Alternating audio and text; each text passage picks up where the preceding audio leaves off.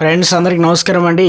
ఈ నెల 27న good news CM Revanth Reddy అంటూ లేటెస్ట్ తాజా సమాచారం అయితే రావడం జరిగిందండి. సో ఆ వివరాలు ఏంటనేది వీడియోలో తెలుసుకుందామండి. వీడియోని చివరి వరకు చూడండి, కంప్లీట్ ఇన్ఫర్మేషన్ అయితే అర్థమవుతుంది. మీలో ఇంకెవరైనా సరే మన ఛానల్ సబ్స్క్రైబ్ చేయకుండా చూసినట్లయితే వెంటనే మన ఛానల్ సబ్స్క్రైబ్ చేసుకోండి. ప్రభుత్వం నుంచి వచ్చే లేటెస్ట్ అప్డేట్ అన్నీ కూడా ముందుగానే అందించడం జరుగుతుంది. అదేవిధంగా లైక్ చేయడం మర్చిపోతున్నారండి, వెంటనే లైక్ చేయండి. లేట్ చేయకుండా వీళ్ళకైతే అయితే వెళ్ళిపోదామండి. మనం తెలంగాణలో ఉన్న ప్రభుత్వ ఉద్యోగులకు ఉపాధ్యాయులకు తీపి వార్త. కొన్ని ప్రాంతాల్లో ఉన్నవారికి ప్రత్యేక సెలవులు లభించనుంది.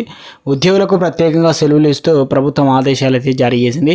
ప్రస్తుతం తెలంగాణలో ఖాళీగా ఉన్నటువంటి 2 ఎమ్మెల్సీ స్థానాలకు ఎన్నికలు జరుగుతున్నాయి.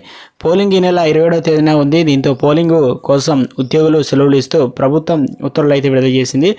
ఎమ్మెల్సీ ఎన్నిక అయితే రెండింటిలో ఓటర్లు ఉన్నటువంటి ప్రభుత్వ ఉద్యోగులకు టీచర్లకు సెలవులు అయితే మంజూరు చేసింది. అదేవిధంగా ప్రైవేటు సంస్థల కంపెనీలు కూడా సెలవులు ఇవ్వాలని చెప్పేసి ఓటాకు వినియోగించేందుకు ప్రభుత్వం ఉద్యోగులకు ప్రత్యేక సాధన సెలవు వర్తిస్తుందని ఎన్నికల రిటర్నింగ్ అధికారి జిల్లా కలెక్టర్ పమేలా సత్పతి ప్రకటించారు. గ్రాడ్యుయేట్ ఉపాధ్యాయ ఎమ్మెల్సీ ఎన్నికల కోసం నమోదిత ఓటర్లు ఉన్నవారు తమ ఓటు హక్కును వినియోగించేందుకు ఈ ప్రత్యేక సెలవు వర్తిస్తుందని తెలిపారు.